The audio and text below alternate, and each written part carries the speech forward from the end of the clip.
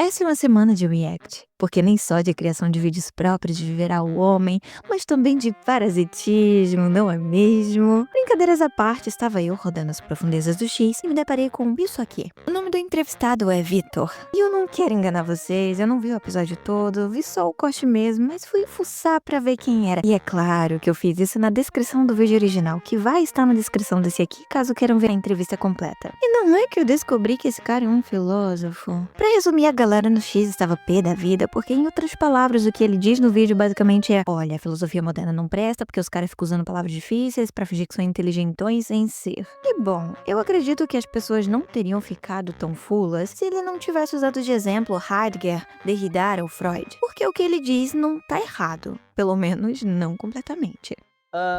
Pós-Kant, surgiram autores como Derrida, tá? Como Heidegger, que você pega um texto do cara, vai ler, e você não entende nada com nada. Você fala, porra, cara. Não tem como ler. O Heidegger fala que o nada nadifica. Que merda é essa? A reação é essa. E aí você vai lendo, você se acha um imbecil, você fala, cara, eu tenho um livro completo de coisas que eu não tô entendendo. Qual que é a reação que é criada? Eu não sei de filosofia, eu tento saber filosofia pra conseguir aprender isso. Mas as pessoas não sabem, Fermento, que na verdade, isso é simplesmente uma coisa chamada impostura intelectual. O que é isso? Impostura intelectual seria uma atitude em que eu falo várias coisas rebuscadas, que parecem muito inteligentes, complexas, mas eu sou um impostor, intelectualmente falando.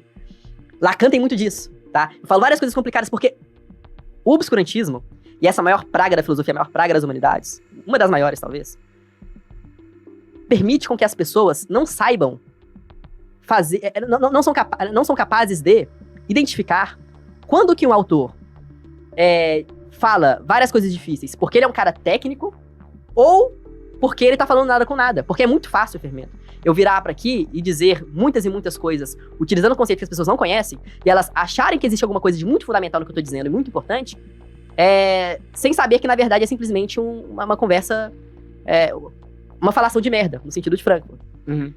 Então, filosofia é cheia disso. E, infelizmente, as pessoas ainda acham que, tipo, estudar filosofia é eu pegar um livro, eu pego o Ser e Tempo do Heidegger e fico 5 anos interpretando o que o Heidegger disse. Cara, se você tá fazendo isso, provavelmente você caiu numa impostura intelectual. A filosofia analítica, ela vai trazer o seguinte: a interpretação do que tem que ser dito, a interpretação do que é dito, tem de ser o menos dificultoso possível. Eu devo enfiar na minha fala menos elementos que dificultem a conversação, porque a discussão importante é o mérito da questão. Eu tenho que discutir problemas filosóficos. Eu não tenho que ter dificuldade de entender o que você quer dizer. Olha que loucura, Fermento. E é por isso que é tão difícil você refutar um cara como esse, porque se você não entende o que o cara quer dizer, e você tem que passar anos pra entender o que o cara quer dizer, como é que você vai saber se o cara tá dizendo é verdadeiro ou falso? Inclusive, isso abre brecha pra que eu vire e diga o seguinte: fala, Fermento, você falou isso. Você fala, não, você não sabe interpretar.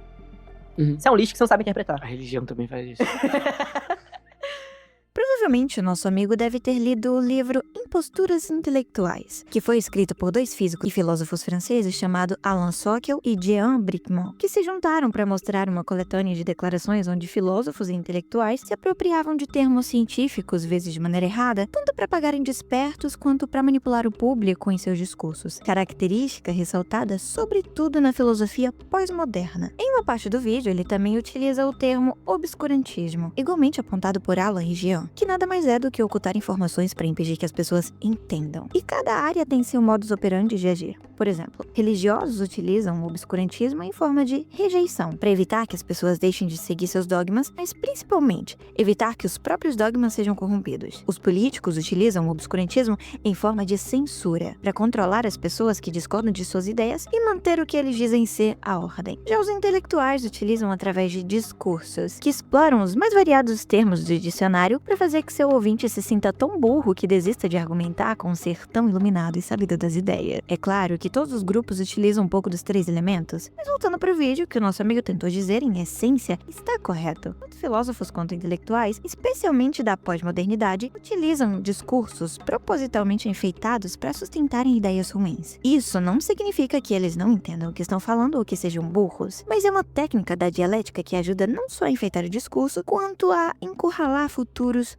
opositores. O termo obscurantismo surgiu no século XVI, em um debate entre humanistas e teólogos conservadores que se opunham aos novos avanços. Foi esse termo que gerou seu oposto no século XVIII. Se de um lado tínhamos o obscurantismo, do outro nascia o iluminismo. Só é irônico pensar que depois disso, os supostos iluminados seriam tão obscuros, se não até mais, do que os religiosos da época. Porque se antes a igreja ocultava verdades para se manter no poder, agora todos aqueles que liam livros estavam livres para defender e guiar as pessoas para as mais monstruosas ideias em nome da ciência ou do progresso. O que aconteceu não foi uma tentativa de derrubar o obscurantismo, mas sim uma transferência de poder, visto que qualquer pessoa que tente defender ideias estará direto ou indiretamente rejeitando, censurando ou até reprimindo outras. Portanto, o obscurantismo é quase inevitável, sobretudo quando se quer defender ideias ruins. Antes da modernidade, a filosofia se propunha a explicar para entender coisas. Mesmo que seja impossível chegar a respostas objetivas em determinados aspectos, ela sempre, de uma maneira ou de outra, tentava chegar o mais próximo possível da verdade. E isso é nítido quando você lê os pais da filosofia, que tentavam explicar e descrever não apenas o mundo real, como um mundo intangível. Antígona conta a história de 2 guerreiros que morreram em batalha, quando seus corpos são levados ao rei e aceita sepultar apenas aquele que lutou por sua cidade. Mas o outro, por ter lutado pela causa inimiga, considerou-o indigno de uma sepultura.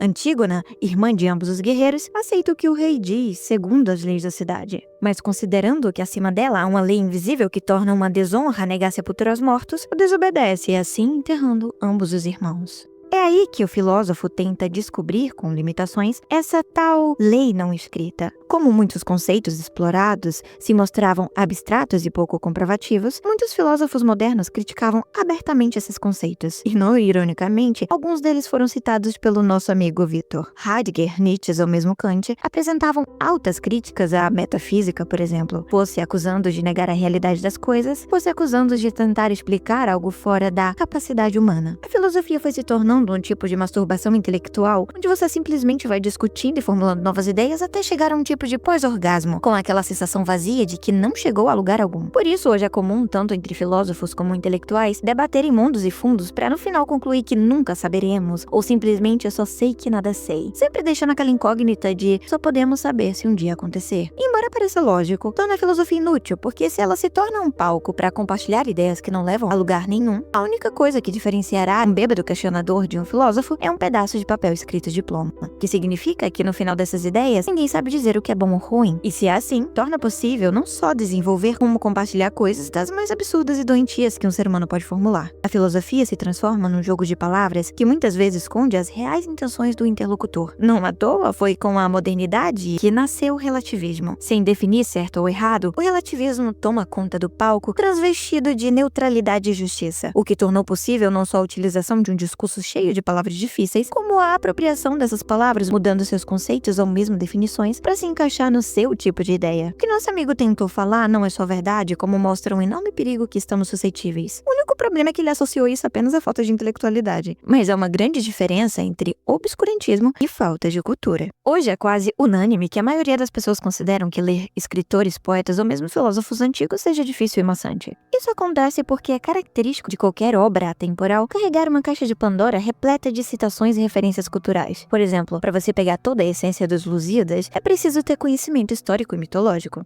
Uma pessoa que tem cultura sabe bem que a novela O Cravo e a Rosa é baseada na Megera Domada de Shakespeare, e que Romeu e Julieta provavelmente foi inspirada no mito de Píramo e Tisbe. Nos Lusíadas, Camões não apenas conta a história de Portugal, como de seus descobrimentos e experiências de navegações, muitas vezes através de fantasias envolvendo experiências mitológicas que apenas uma pessoa bem formada nessas ciências conseguirá entender e captar toda a essência de sua obra. Isso sem citar o linguajar pouco adulterado desses autores, que muitas vezes utilizam palavras que, por falta de uso, não são mais reconhecidas, forçando eu e você a procurar o significado ou reler 300 vezes a mesma página até entender, e muitas vezes sem sucesso. O ponto é, a maioria das artes faziam referência à história, fosse em forma de mito ou não. Conhecer a história de outras civilizações também engrandecia o imaginário desses escritores. E se os apreciadores das artes contemporâneas soubessem disso, saberiam que não apenas eles, mas Mas todo artista que resume arte a sentimento, na verdade só está escondendo a falta de cultura que, por preguiça de estudar e se formar, prefere sentimentalizar a obra ao que ele sente no momento, ao invés de fazer alguma coisa que realmente preste e faça sentido. É através do conhecimento da história que se entende as artes. E as artes fazem imaginário que reflete ou induz o comportamento das pessoas. Os antigos eram dotados de conhecimentos culturais, e isso é refletido em suas obras. Por isso a dificuldade atual que uma pessoa sente ao ler determinados escritores ou entender determinadas obras, especialmente as antigas. E é por essa falta de conhecimento que aumenta o número de más interpretações e se forma uma multidão de seguidores leigos que simplesmente aceitam tudo sem entender exatamente o que estão seguindo. Dizer que Nietzsche ou Heidegger falavam rebuscado para fingir inteligência é comparar Nietzsche a um estudante de filosofia da USP que fica tirando palavra até do fiofó para driblar algum discurso e pagar de sertão.